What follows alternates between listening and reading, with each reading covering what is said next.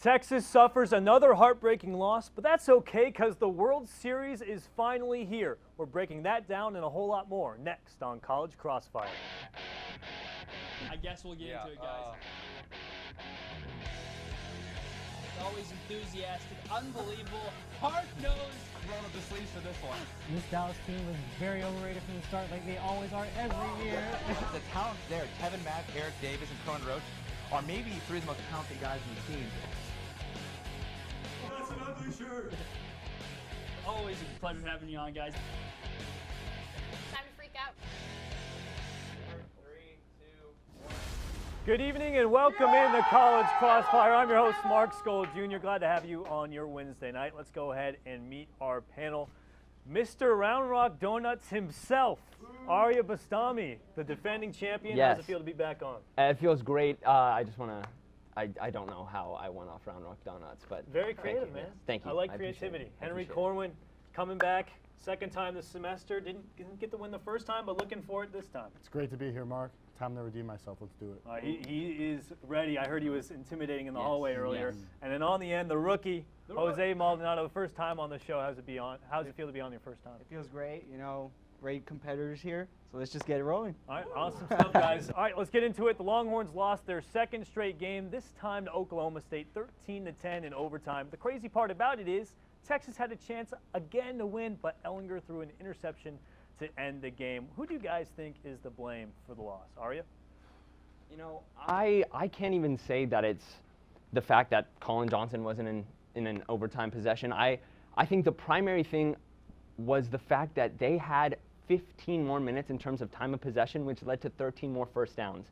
You cannot have that. Our defense played phenomenally throughout the entire game. We played both Oklahoma and Oklahoma State, which rank top in scoring spectacularly on defense. But when you don't have time on offense, it just ruins it. So I think that was the biggest thing to blame, was our offensive possession. Time possession. Good point. Henry? I agree with Ariea. I think that our defense played great. You know, they held the number 11 ranked team in the nation to only 10 points in regulation. Their offense has got to pick it up. And with no real running game, Sam Ehlinger is going to have to make plays. And how does he make plays? The offensive line has to give him more protection. I know they've had to deal with injuries such as Connor Williams, but the bottom line is Ehlinger has showed us he can make plays when he has time. So if he's just going to be scrambling around the entire time with no protection, they're not going to be able to get things done on offense. And I think that has a lot to do with the poor run game this season, too. Just the offensive line has just been very, very average, below average. So the good point there from Henry. Jose?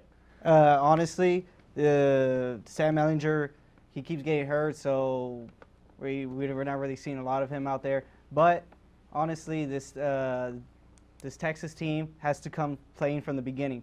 They start coming in the second half, but in the first half, they're not there, okay? Second half, they show up there, but penalties start to hold them back.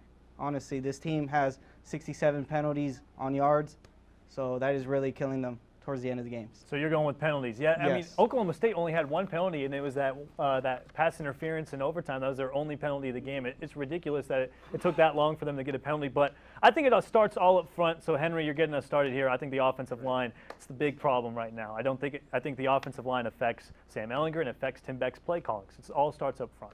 All right, guys, moving on. Texas is sitting at 3-4 on this season, which is 3 wins away from bowl eligibility. Texas hasn't been to a bowl game since the 2014 season, and the rest of the schedule has a couple of cakewalks, maybe, but 3 wins isn't a certainty. With the upcoming schedule, is Texas at a real risk of missing a bowl game for the 3rd straight year? Henry, get us going on this one. I'd say they're at a risk, but I wouldn't call it a huge risk because, like you said, they do have 3 cakewalks coming up.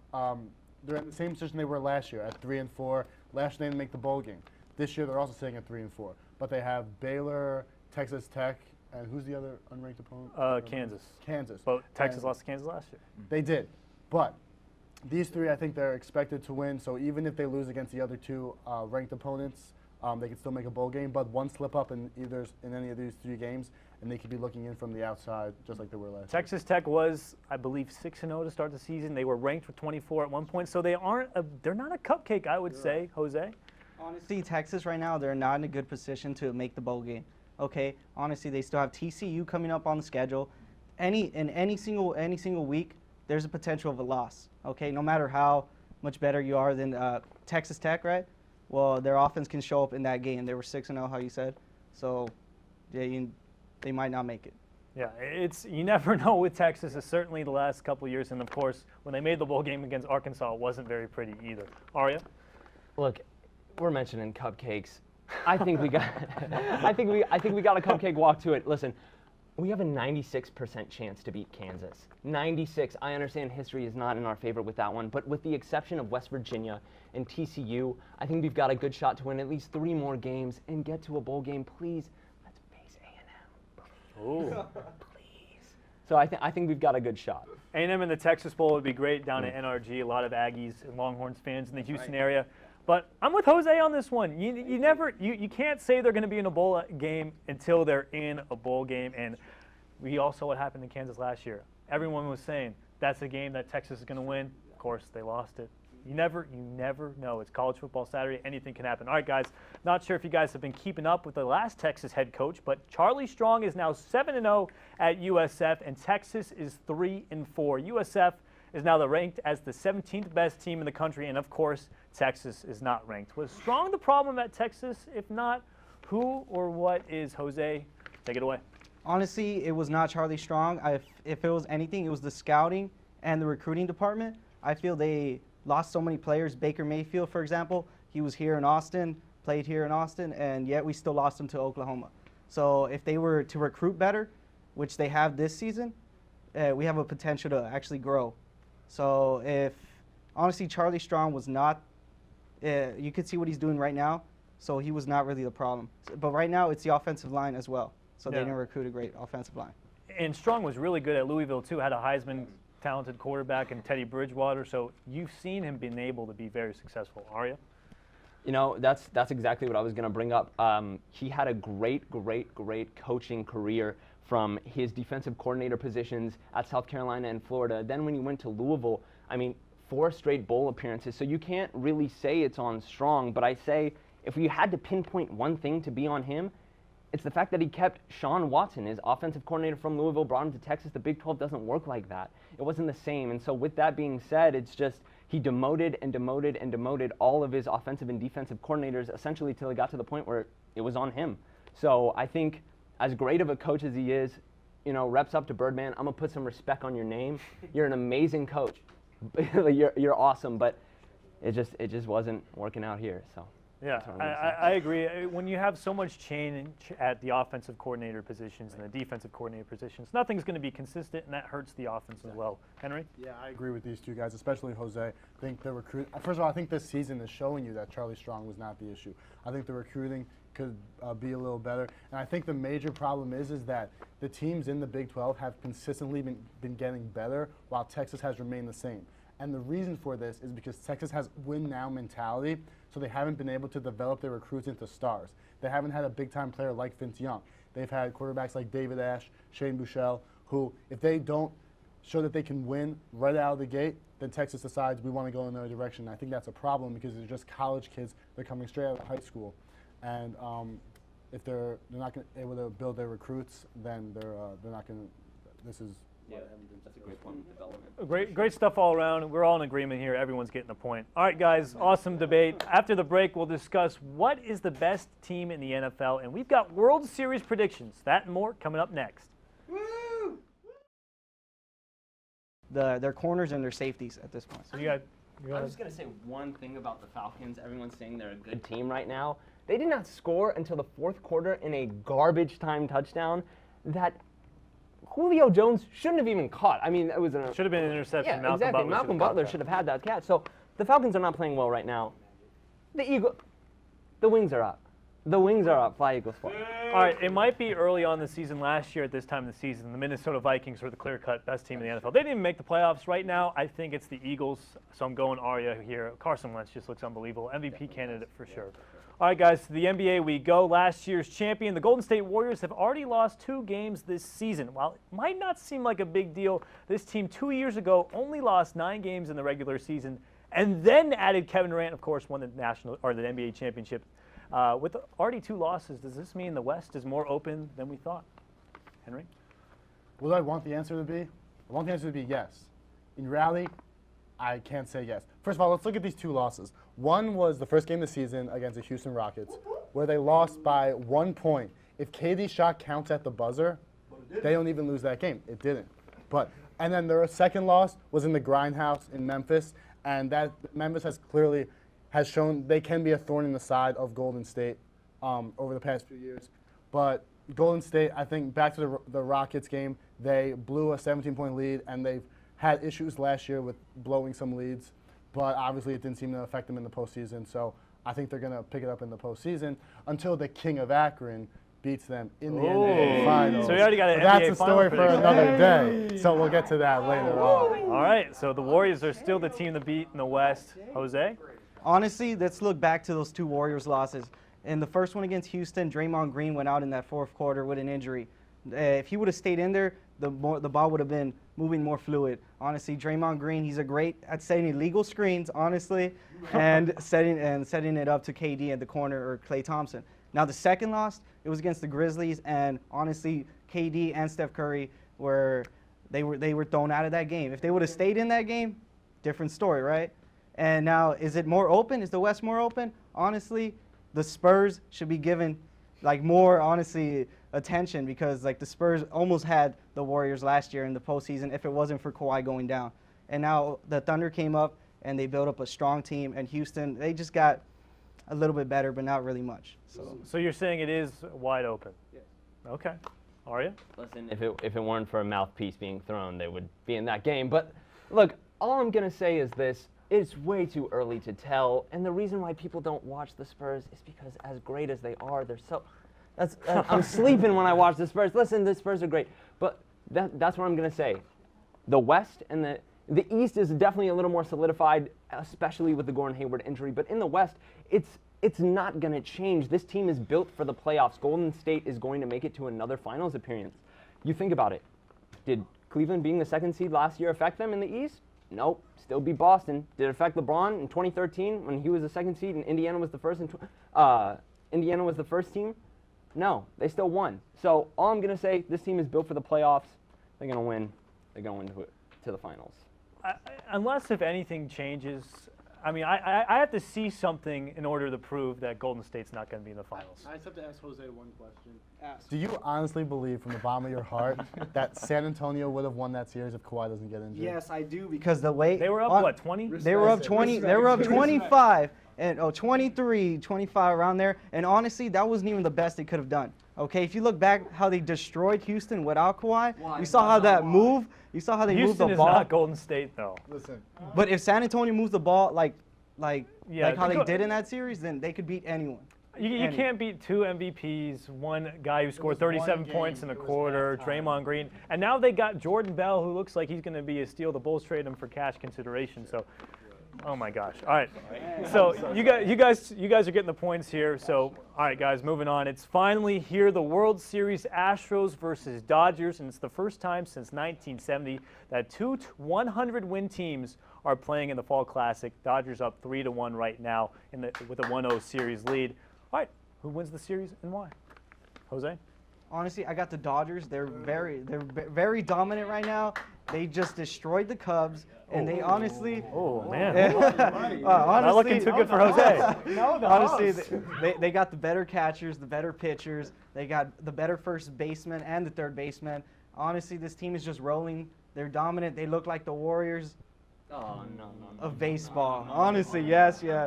Best team in baseball during the regular season. So what Dodgers in how many games? Dodgers, and I'm going to go in 6. 6. The Astros get 2. All right, Ariea? Listen, as much as I want to pull for the Houston Astros, and I really do. I'm looking at the crowd. I see the hats. I want to pull for you guys. I really do. But Clayton Kershaw did something last night that hasn't been done since 1939 when Don Newcomb did it, a former Dodger. 11 strikeouts. I mean, come on. 11 outs, not even strikeouts. 11 outs. This guy's playing phenomenally. I think that little monkey on his back that was saying you can't play well in the playoffs has jumped to a different tree. I don't know where it is. Clayton Kershaw is playing phenomenally. It's going to be tough for me to come to cope with it, especially as a Yankees fan, but Dodgers in 7. I'm sorry. Oh, 7? You think it's Dodgers going in 7? I honestly believe that the Astros can can win 3 games at home. I think it can be done. October is a magical time for baseball. I think it can happen. And the Astros, they just got to get the lineup going, but they're going against a very good staff. Henry? Well, I know this is going to sound like a cop-out because these two guys said Dodgers and the Dodgers won Game 1, but I have to go with the Dodgers because of the way their bats have picked up. Justin Turner, Corey Seager, Yasiel Puig, all hitting over 300. Clayton Kershaw, who's infamously known as not being able to perform in the postseason, he showed up this postseason, has a 2.96 ERA so far, and their bullpen has only allowed 2 runs and 28 in the 3rd innings. So I'm going to go with the Dodgers. Honestly, personally, as long as it's not the Yankees, I'm good with it. So Dodgers and how many? See, they've consistently been able to perform very well at home this season, so they potentially not lose a home game. I'm going to say Dodgers in 6. Dodgers and 6. So you got Dodgers 7, Dodgers 6, Dodgers 6. To help the picks here and to get a little crowd action going, give me the Astros, baby. I see you, Jose Altuve. You put my Yankees to the dirt. I see you. It's great. Yes, sir. Yes, sir. I see it going down. I see it going down. Listen, guys, listen. They've got great pitching. Verlander is still dating Kate Upton. I mean, the guy can't lose. He cannot lose. I believe in the Houston Astros. All right, so I was going to give everyone the point because I think it's going to be the Dodgers, especially because they're up 3-1 in Game 2. But now I'm just giving it to these two guys. So Ariea just lost his point, tried to get points from the crowd, but they're not the one giving points. Dang it. All right, guys, great stuff. That's it for now. We got Rapid Fire up next, and you don't want to miss it. Welcome back to College Crossfire. It's heating up here for some Rapid Fire. For those of you watching at home, each question in Rapid Fire is worth 2 points, so anyone can still take home the victory. Let's take a look at the scoreboard. Ariea Bastami with 3, should have been 4. Henry with 4 and Jose with 3, so very, very close. Good competition here, guys. All right, guys, here we go. At Tom Herman's weekly press conference, he called out Texas fans for a poor showing in the student section. Listen to this. I was disappointed. We got to win. Everybody loves a winner. I need to do better. We all need to do better, and the students need to do better. So, but it was a bit disappointing. All right, guys, this has been a problem at Texas for years. So what surefire thing other than winning would make more students go to more football games? It's rapid fire, so anyone can jump All in. I'm going to say is this real quick. When I go to a Texas game, the sun is directly on my face. I turn like 5 shades darker. It's not even dark. You look great. I'm burnt. Thank you so much. I'm burnt, though, by the end of the game. Listen.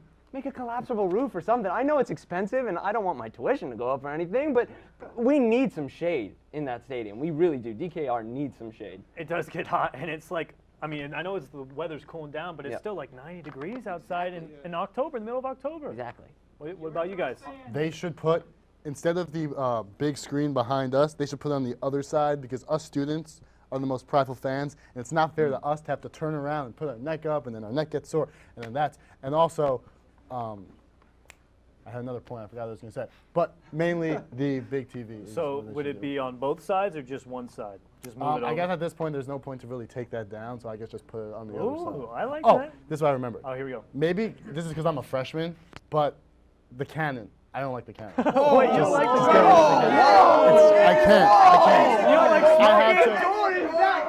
You don't like smoking? Put some respect on Smokey's name. How dare you? Maybe I have to grow to love it, but right now it's just not my thing. It's very loud. It always scares me every very time loud. I hear it. Jose? Honestly, I just want a better schedule. I want Better schedule? Yeah, better schedule. Yes, got I want. USC already, I man. want to play A&M. Okay. Let's get some A&M in there. I want some Baylor in there. I want some Texas rivalries in You there. don't by okay? any chance Some have more of you're not part of the UT student government, are you? No. So I guess you can't make that happen, man. Oh, no, okay. I'm a big fan of staying cool. So Ariea, it's too hot. You're from New York. You know how hot it is. Yes, man. It gets hot. It is. Yeah, but you know how hot it is here. It's definitely yeah. I'm saying. All right, so Aria's getting the points. He takes the lead. All right, guys, we learned this week that Justin Timberlake will be performing the halftime show at Super Bowl 52. First time for JT at the Super Bowl since 2004. We all know what happened there. Yep. But the question is this: what is your dream Super Bowl halftime performance? Let's make it quick. All right, guys, jump in. My dream Super Bowl halftime performance would have to be my guy, Dame Dollar. Give me a Damian Lillard? Yes. Listen, he's like dribbling. Okay, fine. James Harden. What do y'all want from me? Listen, I would want. Give me Dame Dollar, and then out of nowhere, Drake comes in. Drake's doing a couple things, and then Travis Scott comes in on his huge like butterfly thing that he does, or like eagle. I don't know, something like that. And like everyone's like going crazy. I got a better answer than that. My dream halftime performer, my guy Ariea Bastami. Wow. Have you seen this guy rap about the NBA? Check him out on Twitter. What's your Twitter handle? What's your Twitter handle? Bastami, give At him the Ariea point. Bastami. Check this guy out. He can rap. Thank you so much. Honestly, I was gonna say Eminem, huge fan, and then that would be awesome. He would be dropping bars, especially what he said about Trump. So honestly, that would be awesome to get on there. All right, I'm going to go with Henry here just because we could get some TSCV recognition at the Super Bowl. So, Henry, you're getting the points here. All right, funny news out of the NBA at the Rockets-Warriors game on opening night. On the bench was Klay Thompson, and right behind the bench was the fake Klay Thompson. Looks exactly like him. They're perfect doppelgangers. All right, so guys, with Halloween coming up next week, for the win, what athlete doppelganger would you like to see? I would love to see an Anthony Davis, but like a little kid with like unibrow. That would be the cutest thing in the world. Give me a little kid with the unibrows. Yeah, cute? and then a kid. Well, I mean, and then a kid right next to him with like a headband looking really mean would be DeMarcus Cousins. Like it would just be a good tandem to have. It's funny. The other day I saw on the internet there was this guy who works at like an airport. I just saw a quick video. I don't know if anyone saw it. He looked exactly like Kobe Bryant, sounded exactly like him. Like you have to watch a video. I legit thought it was Kobe until I realized Kobe would not be working at an airport, so that wouldn't be him. But I want to see that guy again. That would Kobe Bryant again? Yeah. I would honestly want to see like a Russell Westbrook type guy out there. That would be awesome with the same energy and everything. You know, that would be amazing. I think that would be the one that's there. Good answers all around. I don't think anyone can ever mimic Russell Westbrook. That guy's just too too crazy. But I'm going to go with Henry. A Kobe Bryant doppelganger. That'd be pretty sweet. And he looked pretty good. Looked exactly like him, too. So Henry's getting the point. Do we have time for FaceTime for Henry? Go ahead. Take it away. This was a tremendous honor to get this win in front of these two great competitors. I love it. I love this show. Mark, thank you for hosting again. Can't wait to be back on defending my title next week. Go Horns, baby. Henry Corwin. And Smokey. He doesn't like Smokey, though. All right, guys. That's it for College Crossfire. Henry Corwin is your champion. Don't miss College Press Box every Monday at 9 o'clock. And, of course, we'll be back here next Wednesday. Special thanks to everyone in studio, Master Control, and to you for spending your Wednesday night with us. Till next time, I'm Mark Skol Jr. Good night.